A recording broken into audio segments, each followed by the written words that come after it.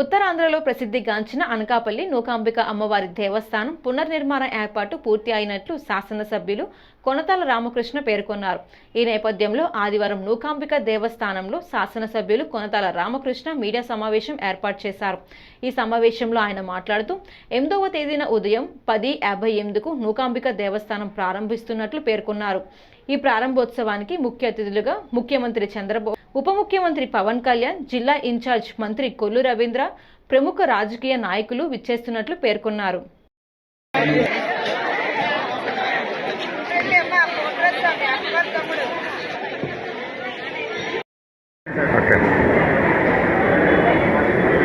ఉత్తరాంధ్ర ఎలవేల్పుగా శ్రీ శ్రీ శ్రీ అనకాపల్లి నూకాంబిక అమ్మవారు ఆలయ పునర్నిర్మాణ కార్యక్రమం పూర్తయి కలశ స్థాపన వచ్చే నెల 8వ తారీఖున ఉదయం 10:58 ముహూర్తం నిర్ణయించబడ్డది.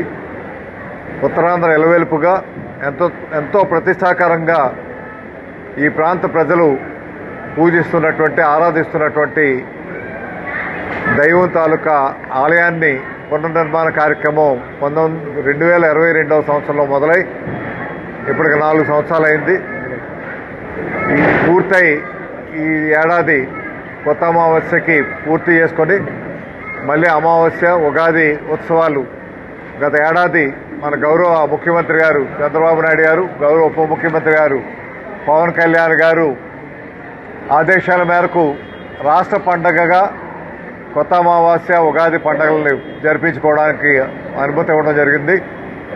ప్రజల సహకారంతో కమిటీ వారు అందరూ కూడా కలిపి ఎంతో వైభవంగా ఈ ప్రతిష్టను కాపాడే విధంగా ఈ కార్యక్రమాన్ని ఒక అనకాపల్లి పండగగా, ఈ ప్రాంత పండగగా, ఉత్తరాంధ్ర పండగగా తీర్చిదిద్దుకునే కార్యక్రమం జరిగింది.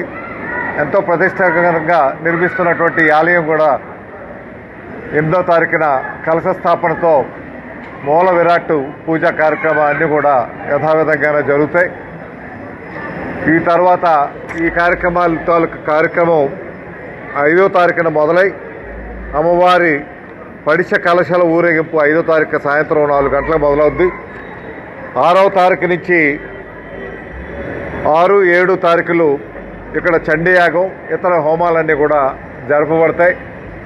8వ తారీఖున 10:58 పూర్ణాహుతితో మీకు కలశ స్థాపన కార్యక్రమం జరుగుతుంది. కాబట్టి ఈ కార్యక్రమానికి రావాల్సిందిగా మన గౌరవ ముఖ్యమంత్రి గారిని, ఉప ముఖ్యమంత్రి గారిని, అదేవిధంగా దేవాదాయ శాఖ మార్చుల వారిని, ఈ జిల్లా మంత్రి వారిని, ఇన్ఛార్జ్ మంత్రి వారిని అందరినీ కూడా ఈ జిల్లాకు సంబంధించినటువంటి శాసనసభ్యులు, అదేవిధంగా ఉత్తరాంధ్ర శాసనసభ్యులందరినీ కూడా పిలవడం జరిగింది. వారి అవకాశాల మేరకు ఈ కార్యక్రమానికి వస్తామనేసి వారు తెలియపరచడం జరిగింది. కాబట్టి దీనికి ప్రజలందరూ కూడా సంపూర్ణ సహాయ సహకారాలు అందించి ఈ కార్యక్రమాన్ని జయప్రదం చేసి